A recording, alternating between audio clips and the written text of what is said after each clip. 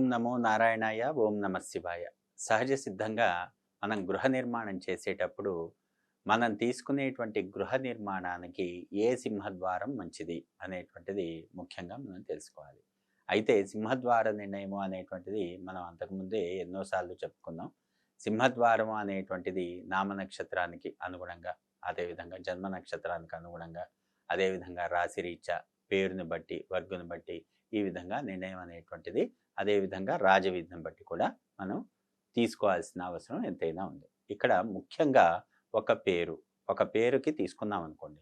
ఒక పేరుకి దక్షిణం దిక్కు అనేటువంటిది మనకి రాజవీధి సూటబుల్. అది గ్రామ అర్బన్ రీత్యా, లేకపోతే క్షేత్ర అర్బన్ రీత్యా, గృహ అర్బన్ రీత్యా ఇలా నిర్ధారణ చేసుకున్నప్పుడు మనం ఒక పేరుని బట్టి కనుక మనం తీసుకున్నట్టయితే, ఉదాహరణకి సౌత్ ఫేసింగ్ అనేటువంటిది ఈ యొక్క పేరుని బట్టి ఈ దిక్కు కలిసొస్తుంది అనేటువంటిది మనం ప్రామాణికంగా నిర్ధారణ చేసినప్పుడు, అలా దక్షిణ రాజవీధిలోనే మనం దక్షిణ అభిముఖంగానే ఇల్లు కట్టాలా అనేటువంటిది ముఖ్యంగా తెలుసుకోవాలి. అయితే ఆ పేరు ఉన్నటువంటి వాళ్ళకి నక్షత్ర రీత్యా దక్షిణం అనేటువంటిది శత్రు దిక్కు. అలాంటప్పుడు మనం ఏం చెయ్యాలి అనేటువంటిది కూడా ముఖ్యంగా గుర్తుపెట్టుకోవాలి. అంటే సింహరాశి తీసుకుందాం. సింహరాశికి అనుకూలమైనటువంటి దిక్కు దక్షిణం దిక్కు. మిత్ర దిక్కులు తూర్పు, పడమర. శత్రు దిక్కు ఉత్తరం. అంటే సింహరాశి వాళ్ళు ఉత్తర దిక్కు ప్లాటే తీసుకోకూడదా? లేకపోతే ఉత్తర దిక్కు ప్లాట్ తీసుకుంటే ఎటువైపు ఎంట్రీ పెట్టుకోవాలి? ఎక్కడ ప్రధాన ద్వారం పెట్టుకోవాలి? ఎక్కడ సింహద్వారం పెట్టుకోవాలి? అనేటువంటిది చాలామందికి ఒక క్వెషన్ లాగా మిగిలిపోతుంది. అయితే పేరుని బట్టి గనక ఉత్తరం సూట్ అయినప్పుడు, దక్షిణం అనేటువంటిది ఉత్తరానికి శత్రుదిశ. అంటే రాశి రీత్యానేమో మిత్ర దిక్కయింది, పేరు రీత్యా శత్రు దిక్కవుతుంది. అలాంటి కండిషన్‌లో మనం మెట్లెక్కడ పెట్టుకోవాలి?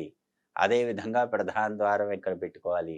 అదేవిధంగా ఉపద్వారాలు ఎక్కడ పెట్టుకోవాలి? అనేటువంటిది చాలామందికి సందేహం. అందుకని అలాంటి కండిషన్‌లో వాస్తురీత్యా మనం మెట్లనేటువంటివి ఎక్కడ పెట్టుకోవాలి అనేటువంటిది పూర్తిగా నిర్ధారణ చేసుకొని, ఇలాంటి కండిషన్‌లోనే ఆయం కట్టి ఇల్లు కట్టుకోవాలి.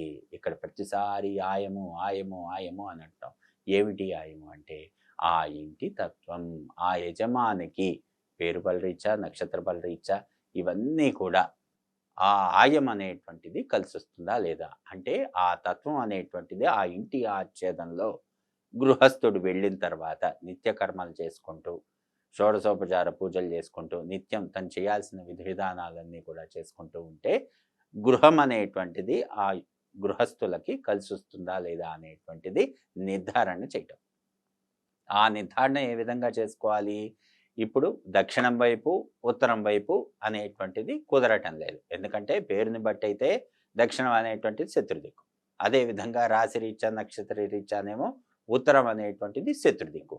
ఇక్కడేమో ప్లాట్ వచ్చేసి దక్షిణం వైపు ఉంది. అలాంటప్పుడు మనం ఏ దిక్కున మనం ఏ విధంగా నడవాలి అంటే, మనం ఇక్కడ ఒకటి దక్షిణ దిక్కునైనా దక్షిణ నైరుతిలో మనం మెట్లు పెట్టి సవ్య దిశలో దక్షిణ ఆగ్నేయంలో ద్వారబంధం పెట్టి ఉచ్చస్థానంలో లోపలికి వెళ్ళొచ్చు. ఎలాంటి ఇబ్బంది లేదు. అదేవిధంగా ఉత్తర వాయువ్యంలో అంటే వెనక వైపు మెట్లు పెట్టి సవ్య దిశలో కానీ, అపసవ్యంలో కానీ, ఎందుకంటే వెనక వైపు పెట్టినప్పుడు సవ్యంలోనే మెట్లు ఉండాలి అనేటువంటి రూల్ లేదు. కాబట్టి అపసవ్యంలో మెట్లు పెట్టినా, సవ్యంలో మెట్లు పెట్టినా, ఉత్తర వాయువ్యంలో దక్షిణ రాజవీధికి మెట్లు పెట్టినప్పుడు ఆ యొక్క మెట్లు అధమ స్థానం నుండి మనం అభివృద్ధి పదంలోకి రావాలి కాబట్టి, అక్కడ నుండి మెట్లు ఎక్కుతూ పైకి వచ్చి ఉచ్చ స్థానంలో ఏదైతే ఉందో ఉత్తర ఈశాన్యంలో మనం ద్వారబంధం పెట్టినా తప్పు లేదు. ఇక్కడ మనం ముఖ్యంగా ఫాలో అవ్వాల్సింది ఏంటంటే, ఉత్తర ఈశాన్యంలో పెట్టినటువంటి ద్వారబంధానికి ఎదురుగా దక్షిణ ఆగ్నేయంలో ద్వారబంధం ఉండి తీరవలసిందే. ఆ ద్వారబంధం ఉత్తర ఈశాన్యంలో పెట్టినటువంటి ద్వారబంధం మిడ్ లైన్‌కి, అదేవిధంగా దక్షిణ ఆగ్నేయంలో పెట్టినటువంటి ద్వారబంధం ఏదైతే ఉందో ఆ యొక్క మిడ్ లైను ఒకే సూత్రంతో ఉండాలి. అంటే ఒకే దారంలో ఉండాలి.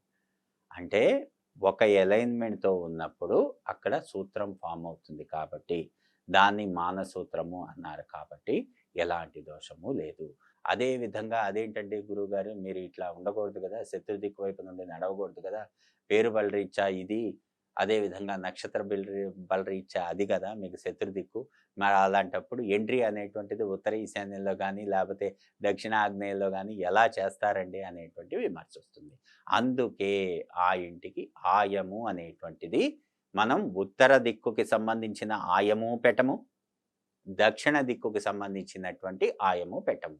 కేవలం మిత్ర దిక్కులు ఏవైతే ఉన్నాయో, మిత్ర దిక్కులకి సరిపోయేటువంటి ఆయా దిశాదన మాత్రమే మనం చెయ్యాలి.